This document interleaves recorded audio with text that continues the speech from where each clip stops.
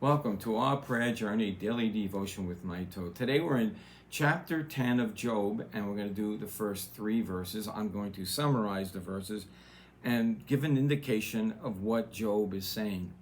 Job is making a complaint to God, and he's saying to God basically, what did I do wrong? And how come you're not judging me justly? Sometimes agnostics ask these kind of questions. They realize that if there is a God, it is difficult or near impossible. In fact, in terms, without God's intervention, it is impossible to know God. They are correct on that particular thing. And yet, they'll stand before God and they'll say, how could you allow this evil in the world? Knowing that God probably can't hear them. That's what they're thinking. They respect God to the level of his creation, if he did exist. Job, a man of God who is coupled with God, he is locked in with God.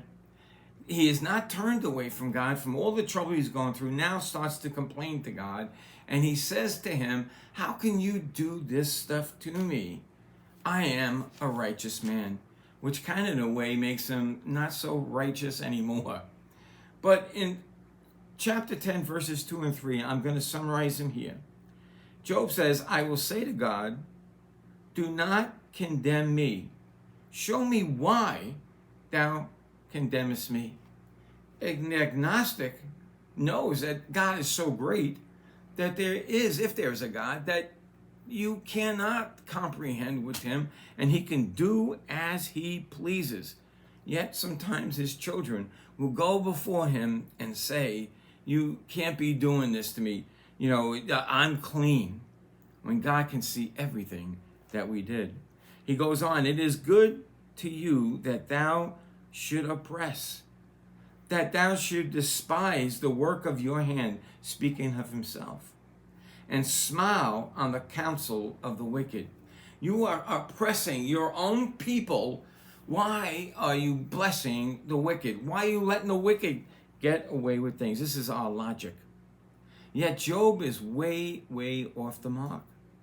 Because in James 1:13 it says, let no man say when he is tempted that he is tempted of God. For God cannot tempt. He cannot do evil to any man. God does not tempt. We are tempted, as he goes on and says, by our own lust. Here's what he says in James 1:14. Every man is tempted when he is drawn away of his own lust and enticed. So we give in to the temptations and fall because we desire the things that we should not have and put them before God. Right now, Job is feeling depressed. What does he desire? He desires not to be. And so he makes an accusation to God.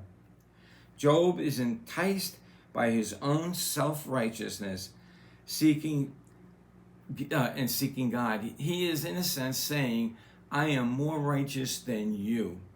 Where an agnostic might be saying, I don't understand this, but Job should understand that God is righteous.